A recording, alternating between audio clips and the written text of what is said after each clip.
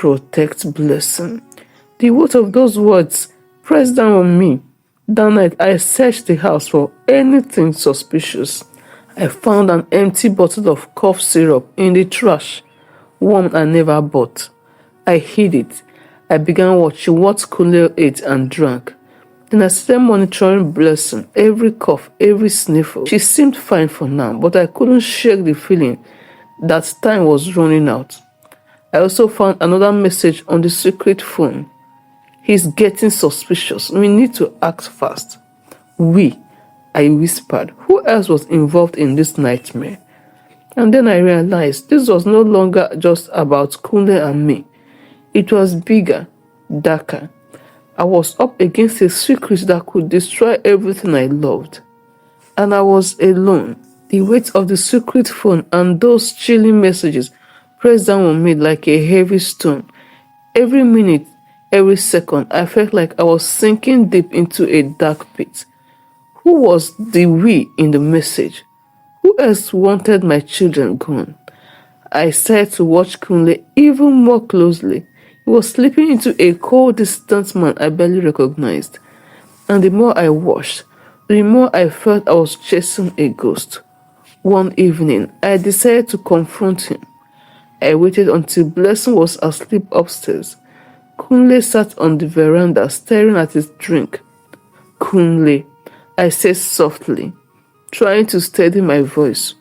Who else knows about this woman? Who is she? He looked up, eyes sharp and tired.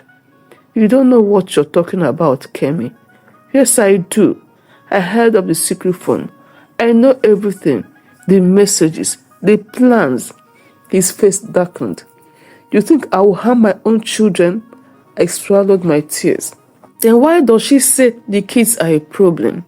He didn't answer. Instead, he stood up and walked inside, slamming the door behind him. I felt my heart break in two. That night, I sat in the dark thinking.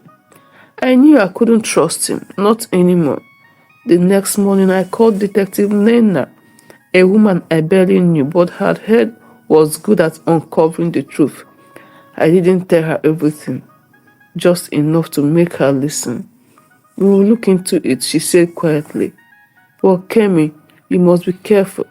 If Kunle is involved, he won't go down without a fight. The fear and the resolve burning inside me. I had lost one child. Now I had to save the other. Because if I didn't, Blessing would be the next. Detective Nena was nothing like I expected. Calm, focused, and fiercely determined. She arrived at my house the next morning, clipboard in hand, ready to dig into the nightmare that had become my life. Tell me everything, Kemi. Start from the beginning, she said gently. I recounted the strange deaths, the red scarf, the secret phone, and the messages. She listened carefully, occasionally jotting notes. I'll get a warrant to search your husband's office and phone records, she promised. If Kunle is hiding something, we'll find out. For the first time since David died, I felt a flicker of hope. But I knew I was playing with fire. Later that day, Detective Nena called.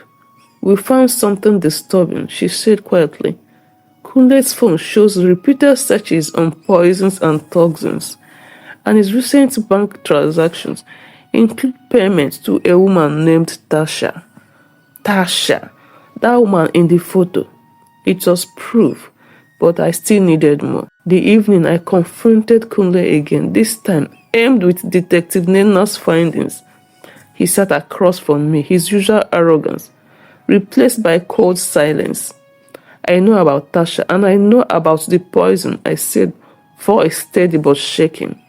He smiled, but it wasn't a loving smile. It was dangerous. Tasha is the only one who understands me, he said softly. The children, they were a mistake, a burden. She showed me a way out. My heart shattered. You killed David. You tried to kill Blessing. He didn't deny it. Sometimes love means sacrifice, he whispered.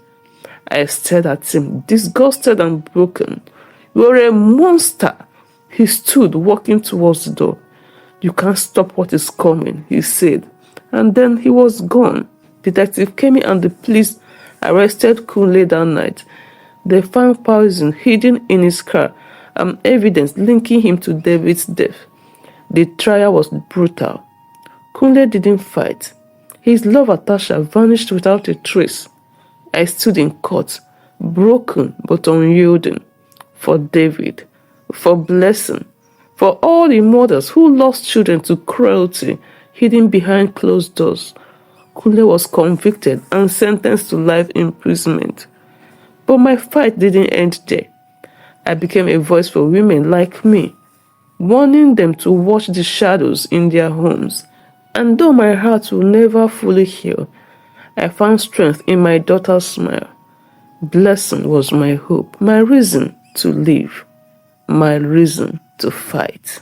Thanks for watching. If you enjoyed this story, please share, comment, like. Thank you.